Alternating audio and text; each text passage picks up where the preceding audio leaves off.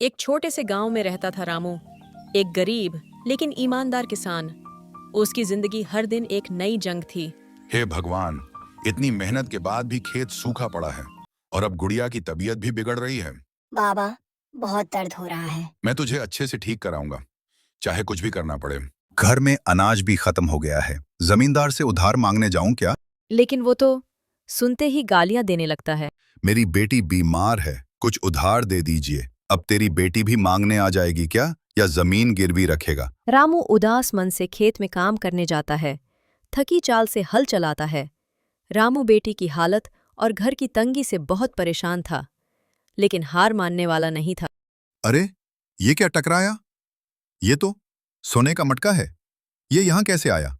पूरा भरा हुआ है। इतना सारा सोना, इससे तो सारी मुसीबतें खत्म हो जाएंगी। गुड़िया भी ठीक हो सकती है। लेकिन क्या ये सही होगा? ये मेरा नहीं है। ये सब सोचते सोचते रात हो जाती है और रामू बहुत उलझन में रहता है। वो सोचता है कि अगली सुबह ये सोना वो महाराज को दे देगा। महाराज, कल मुझे खेत में खुदाई करते समय कुछ सोने के सिक्के मिले थे। ये लीजिए, मैं इसे आपके हवाले करना चाहता हूँ। तुम इतने गरीब होकर भी इतने ईमानदार हो। रामू, तुमने ये खजाना खुद क्यों नहीं रखा? जमींदार झूठ बोलते हुए। नहीं महाराज, ये झूठ बोल रहा है। इसे बहुत सारा सोना मिला है, लेकिन ये आपको बस थोड़ा सा दे रहा है। जमींदार चोरी छुपे रामू के घर में नकली सोना लेकर जाता है और उसे वहां छुपा देता है।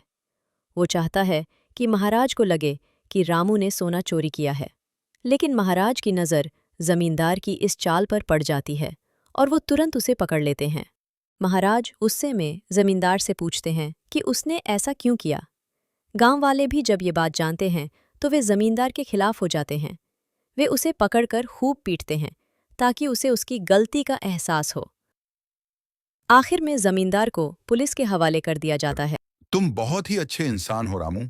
सच कहूं तो तुम जैसे ईमानदार लोगों की वजह से ही हमारा गांव तरक्की कर सकता है। तुम्हारी ईमानदारी ने मुझे बहुत प्रभावित किया है, इसलिए मैं तुम्हें अपने पास नौकरी पर रख लेता हूं। अब से तुम मेरे साथ काम करोगे और तुम्हारी सारी परेशानियां मेरी जिम्मेदारी होंगी। तुम्हारी बेटी का इलाज भी मैं करवाऊंगा। वो अब अच्छे अस्पताल में इलाज करवाएगी और एक नई जिंदगी जी पाएगी। महाराज, आपने मेरी जिंदगी ही बदल दी। मैं हमेशा आपका आभारी रहूंगा। इस तरह रामू के घर की स्थिति बहुत अच्छी हो जाती है। अब वह अपनी बेटी को शहर के बड़े स्कूल में पढ़ाता है। सिर्फ इतना ही नहीं, वो अपने जैसे कई गरीब लोगों की मदद भी करता है। हमें इस कहानी से ये सीख मिलती है कि सच्चाई और ईमानदारी कभी हार नहीं मानती। चाहे हालात कितने भी मुश्किल क्यों न हों, अगर हमारा दिल साफ है तो एक न एक दिन हमारी मेहनत और सच्चाई की जीत जरूर होती है।